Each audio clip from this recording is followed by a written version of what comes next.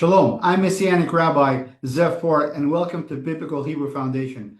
Thank you for joining me. Please like and subscribe and forward this video to as many as possible so we can get the message out.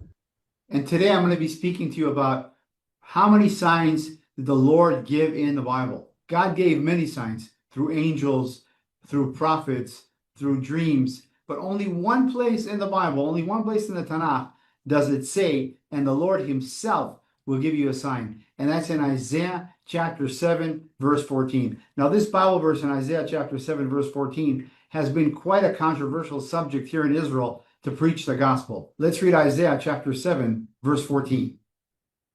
Therefore, the Lord himself will give you a sign. The virgin will conceive and give birth to a son and will call him Emmanuel. In Hebrew, Emmanuel means God with us. So we can see here, this great sign that God gives is a virgin birth conceived by the Ruach HaKodesh, the Holy Spirit, and that baby is the Messiah, is God, and will be called Emmanuel. God is with us. In Hebrew, Lachen Adonai Yehovah iten lachem ot, hine ha'alma hara, ve'oledet ben, vakarat shmo Emmanuel. So it's always difficult to preach the gospel anywhere in the world, but especially here in Israel, where it's ground zero, spiritual warfare at a higher level.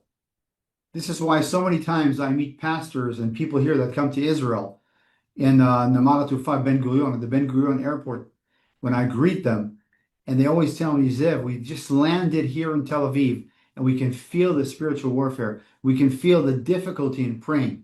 It's not that there's not spiritual warfare everywhere. Of course, there's everywhere spiritual warfare. But when we land here in Israel, we feel the oppression. And the reason is because Israel is ground zero. Israel is the place where Yeshua gave up his spirit at 3 o'clock in the afternoon, died on the tree and the cross for our sins. He rose on the third day. Israel is where the miracles happen. Israel is where the disciples were together with Yeshua. Israel is where Yeshua will come back to reign as King of Kings and Lord of Lords. His feet will land on the Mount of Olives. Let's give a praise in the house of the Lord. Hallelujah. And for this reason, it is very, very difficult to pray here in Israel because of the spiritual warfare, and it's even more difficult to preach the gospel. But another reason that Isaiah 7:14 and other Messianic prophecies are so difficult to preach the gospel here is because the rabbis, the Sanhedrin in biblical times, did everything they can to suppress the truth because they were afraid of what? They were afraid to lose their power. Nothing's changed in 2,000 years. Many here in Israel know that the Bible is speaking about Yeshua, know that those Messianic prophecies are pointing to Yeshua, but they're afraid to lose their power. Nothing's changed in 2,000 years. Ecclesiastes 1:9 says, everything that was will happen again. There's nothing new under the sun, and I'm paraphrasing.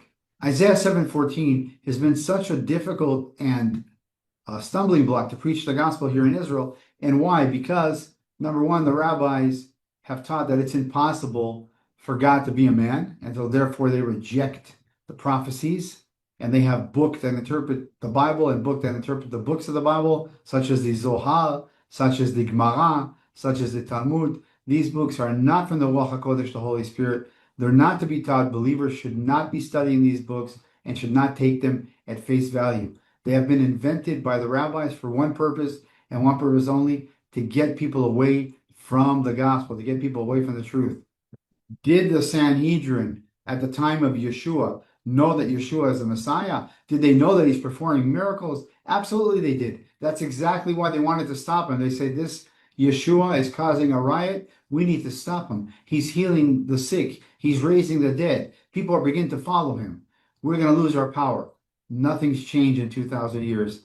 The same spirit of fear is operating right now on Jews here in Israel, on rabbis here in Israel, who are afraid to acknowledge that Yeshua is the Messiah because they're afraid to lose their power. So when I preach the gospel here in Israel, the ministry preaches the gospel here in Israel, when we preach Isaiah chapter 7, verse 14, the rabbis like to say it doesn't say virgin there because the word virgin in modern Hebrew is betulah. And I tell them, you're right, in modern Hebrew, But in biblical Hebrew, Alma meant a young lady which was always a virgin.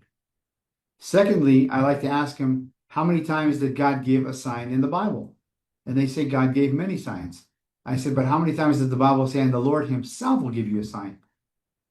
Most of the time, they tell me we don't know. And the reason they don't know is because they don't study these Bible verses. They try to eliminate these Bible verses so they won't see that Yeshua is the Messiah. And I tell them, one time in the whole Tanakh does it say that God himself gave a sign. Lachen Adonai Yehovah iten lachem ho'ot. And I asked them, if Alma does not mean virgin, where is the miracle? If it's just a young lady, many young ladies gave birth. Where's the miracle? And then they like to twist things around and say, yes, but God gave many signs. And I said, yes, he gave many signs through prophets, through dreams, through angels.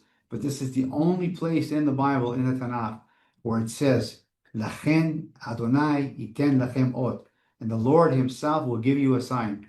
Behold, a virgin will conceive and give birth to a son and call his name Immanuel. Lechen Adonai Yehovah iten lachem ot. Hine alma hara v'yoledet ben bakarat shmo Immanuel. And then they say, well, a virgin cannot give birth. I say, that's the sign. That's the miracle. That's the supernatural. And then I ask him, can you part the Red Sea? And they say, no. I say, only God can part the Red Sea. That's supernatural too. So why do you accept that supernatural miracle, but you won't accept this supernatural miracle? And it even says the name of the Son, the name that he'll be called Immanuel. God is with us, showing you that this baby was born to a virgin, and his name shall be called Immanuel. And that is the sign of Mashiach, of Messiah being born. And many here in Israel, praise Yeshua, have come to faith in Messiah Yeshua, have come to know that he is the King of Kings and Lord of Lords, and given their life to Messiah Yeshua.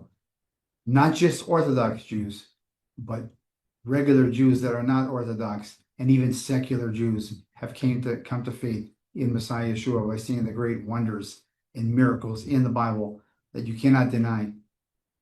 Once again, I want to take the opportunity here to thank all the believers around the world for praying for us. We couldn't do it without you. The gospel is going forth in Israel. Prophecies like this are being preached, and souls are being saved. We give all the glory to the King of Kings and Lord of Lords, Jesus Yeshua. We're small people with a big God. Continue to pray for the peace of Jerusalem. Psalms 122, verse 6. May they prosper that love thee. Please like and subscribe to this video and forward to as many as possible so the message can keep on going out and many can pray as we continue to preach the gospel here in Israel and around the world. I'm Messianic Rabbi Zev Porat, sending you blessings from Israel in the mighty name of the King of Kings and Lord of Lords, Aryeh Yehuda, the Lion of the tribe of Judah, the great I am, Jesus Yeshua. Amen. Shalom.